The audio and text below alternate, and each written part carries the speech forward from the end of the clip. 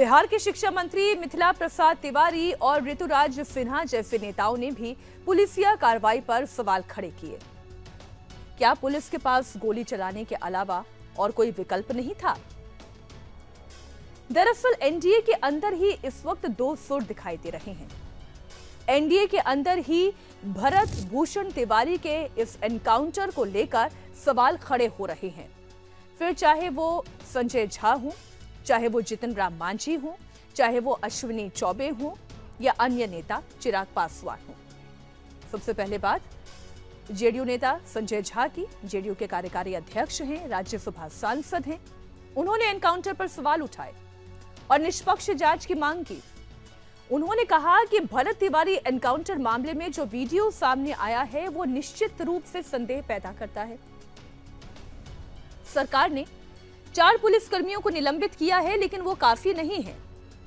Senior पदाधिकारी के द्वारा इस मामले में समयबद्ध जांच करवाकर दोषियों के खिलाफ कड़ी कार्रवाई होनी चाहिए।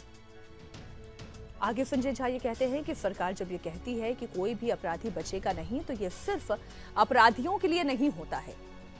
अगर पुलिसकर्मी भी कोई अपराध करता है तो वह भी बचना नहीं चाहिए, उनके खिलाफ भी कार्रवाई होनी चाहिए।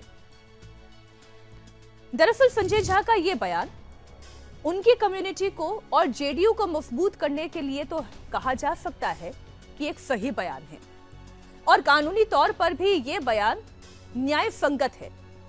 लेकिन सरकार के लिहाज से आप देखेंगे तो ये सम्राट चौधरी को असहज करता है, क्योंकि गृह मंत्रालय सीधा सीधा सम्राट चौधरी के ही हाथ में है। इधर जीतन राम मांझी केंद्रीय एमएसएमई मंत्री हैं, एचएएम प्रमुख हैं। उन्होंने इस एनकाउंटर का बचाव कर दिया, और इस एनकाउंटर के बचाव में अगर सबसे मुखर कोई नेता है तो वो जीतन राम मांझी ही है। मुसहर समाज से आते हैं और लगातार सरकार के सहयोगी हैं। उन्होंने इस पूरे एनकाउंटर में पुलिस का साथ दे दिया। उन्होंने कहा कि पुलिस ने अपना काम सही तरीके से किया है। जो लोग कानून व्यवस्था को चुनौती देते हैं उनके खिलाफ सख्त कार्रवाई होनी चाहिए।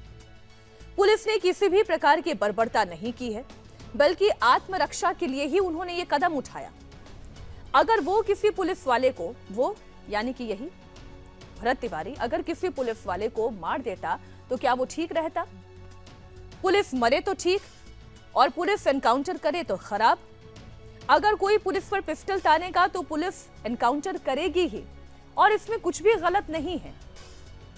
इतना ही नहीं, जीतन राम मांझी ने तो यहां तक कहा कि इस जांच पर रोक लगनी चाहिए, सस्पेंशन गलत हुआ। हालांकि सम्राट चौधरी न्यायिक जांच का आदेश पहले ही दे चुके हैं।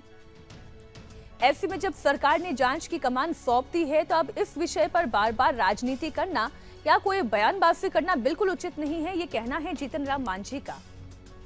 लेकिन जीतन राम मांझी की सियासत भी आप समझिए। जीतन राम मांझी इस वक्त अपने समाज को एड्रेस करने की कोशिश कर रहे हैं। वो मुसहर समाज से आते हैं।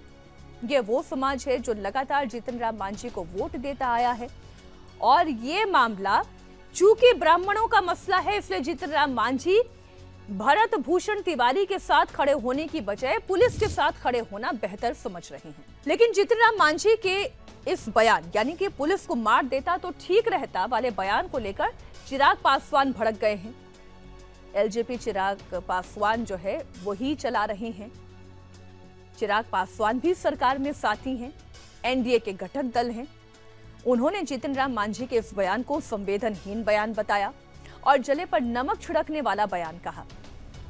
उन्होंने कहा कि परिवार ने बेटा खोया है, जांच पूरी होने से पहले क्लीन चिट देना जल्दबाजी है।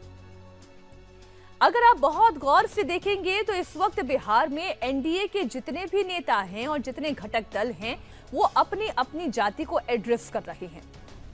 इतना ही नहीं, ब्राह्मण समाज की महापंचायत भी बुलाई गई, जिसमें प्रशांत किशोर भी पहुंच रहे हैं। अब प्रशांत किशोर खुद ब्राह्मण जाति से आते हैं, और ये जो महापंचायत वाला कॉन्सेप्ट है, ये आप बिहार में नहीं सुनेंगे।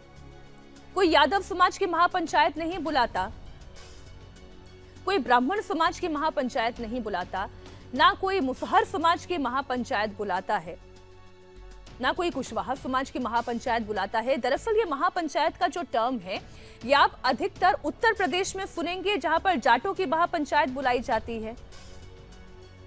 जहां पर ब्राह्मणों का महासम्मेलन किया जाता है, या फिर आप हरियाणा में सुनेंगे जहां पर खाप पंचायत बुलाई जाती है, किसानों की महापंचायत बुलाई जाती है। लेकिन अब ये टर्मिनोलॉजी आप जो देख रहे हैं वो बिहार में पहुंच रही है।